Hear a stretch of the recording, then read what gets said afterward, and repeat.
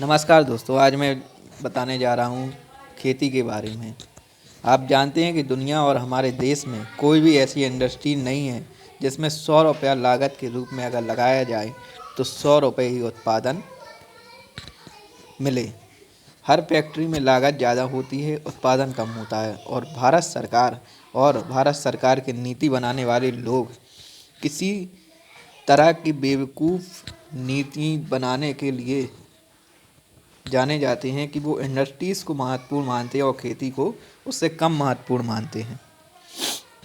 मेरी मान्यता यह है कि खेती से बड़ी इंडस्ट्री पूरी दुनिया में कोई नहीं है। खेती से बड़ा उद्योग पूरी दुनिया में कोई नहीं है। आप पूछेंगे वो कैसे? किसान एक गेहूं का बीज डालता है और उस एक गेहूं के बीज डालने से कम 50 से 60 गेहूं के दाने लगते हैं। तो एक गेहूं का बीज डाला और उसमें 50-60 गेहूं के बीज पैदा हुए। यह बताइए कि ऐसा कौन सा कारखाना है दुनिया में जिसमें इतना ज़बरदस्त पूंजी का निर्माण हो। कारखाने में ऐसा होता है कि कारखाना बनाने में लागत 100 रुपया होती है तो वह उत्पादन 60 रुपये या 80 रुपये, बहुत से बहुत 90 रुपये ही दे पाता है। और जहां हम खेती में देखते हैं कि एक बीज डालने पर 50 से 60% उत्पादन, यानी 50 से 60 बीजों का उत्पादन होता है। तो इतना बड़ा उद्योग जिसका सत्यानाश अंग्रेजों ने किया, अब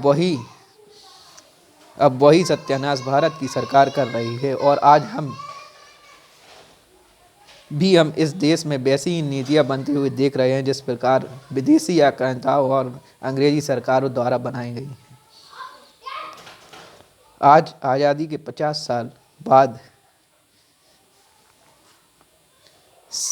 सामान का दाम खुद तय नहीं कर पाता। जितने भी कारखाने चलते हैं इस देश में, जितने भी उद्योग चलते हैं पूरे देश में, हर उद्योग और हर कारखाना चलाने वाला आदमी अपने द्वारा पैदा की गई हर वस्तु का दाम खुद तय करता है। लेकिन किसान ही एक ऐसा वर्ग है देश में, काश्तकार ही नहीं ऐसा वर्ग इस देश में जो अपने द्वारा पैदा किए गए गेहूं का दाम तय करना नहीं पाता, अपने द्वारा पैदा किए गए बाजरे का दाम तय नहीं कर पाता, अपने द्वारा पैदा किए गए धान का दाम तय नहीं कर पाता, अपने द्वारा पैदा किए गए मक्के का दाम तय नहीं कर पाता। कुछ भी चीज़ पैदा करता है किसान, उसका दाम वो खुद तय नहीं करता, सरकार तय करती है। जिस तरह से अंग्रेज़ों की सरकार करती थी वो काम आज हमारी सरकारों के द्वारा भी किया जा रहा है।